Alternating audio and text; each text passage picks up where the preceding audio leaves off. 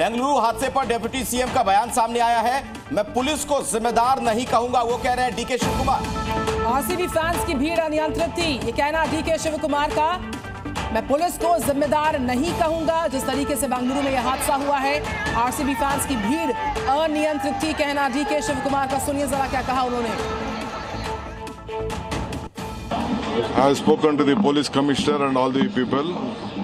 I'm also going little late to the hospital because now lot of trouble is there. I don't want to disturb the doctors who are trying to take care of the patients, and only the exact number is not been still this one. So we are at it.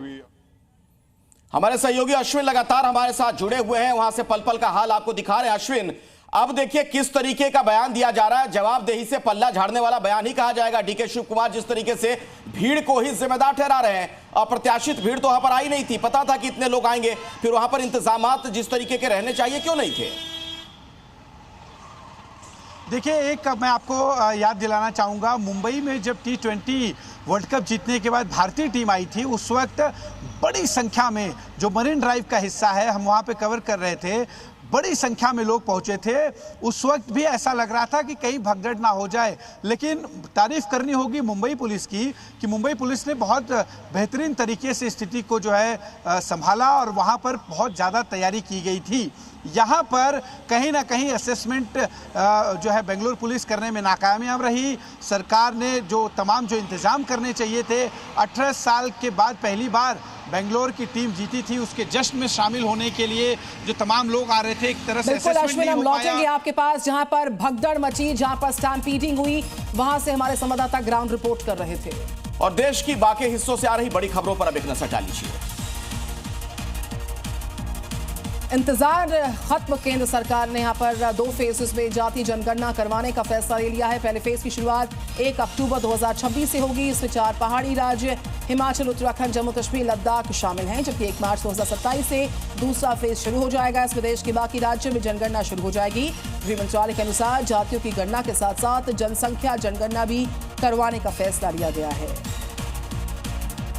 प्रधानमंत्री मोदी की अध्यक्षता में हुई केंद्रीय मंत्रिपरिषद की बैठक में प्रधानमंत्री मोदी ने मंत्रियों को बड़ी नसीहत दी है। उन्होंने कहा, अपने अपने राज्यों में विपक्षी दलों को काउंटर करें, नैरेटिव सेट करें और बताएं उनकी जब विपक्ष की सरकार थी तब क्या हालात थे, पिछले 11 साल की उपलब्धियों को जनता के बीच लेकर जाएं।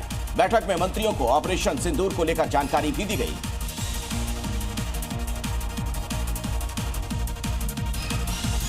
तो वहीं असदुद्दीन ओवैसी का जबरदस्त स्वागत किया गया। ये तस्वीरें भी सामने आई हैं, हम आपको दिखा रहे हैं, जिसमें जब ओवैसी यहां पर पहुंचते हैं डेलीगेशन के साथ तो किस तरीके से वेलकम होता है। फिलहाल ये तस्वीर आप देख पा रहे हैं हैदराबाद से।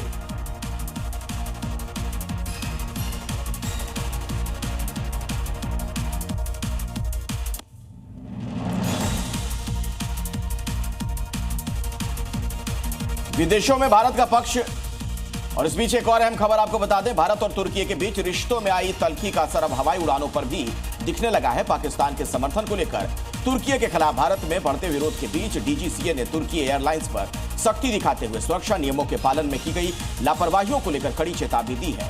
डीजीसीए की ओर से हाल ही में दिल्ली, हैदराबाद, चेन्नई और बेंगलुरु एयरपोर्ट्स पर तुर्की एयरलाइंस की पैसेंजर और कार्गो फ्लाइट्स की जांच की गई। ये जांच 29 मई से 2 जून 2025 के बीच हुई और इसमें कई गंभीर खामियां पाई गई हैं। वक्फ संपत्तियों के रजिस्ट्रेशन के लिए केंद्र सरकार की ओर से लॉन्च किए गए उम्मीद पोर्टल के खिलाफ all India Muslim personal law board जल्द सुप्रीम कोर्ट जा सकता है। बोर्ड ने बयान जारी कर कहा कि वक्फ संशोधन अधिनियम 2025 की वैधता का मामला सुप्रीम कोर्ट में अभी लंबित पड़ा है। ऐसे में सरकार जिस तरह से इस पोर्टल के जरिए वक्फ संपत्तियों का रजिस्ट्रेशन अनिवार्य कर रही है, वो न केवल गैर कानूनी बल्कि कोर्ट की अवमानना भी है।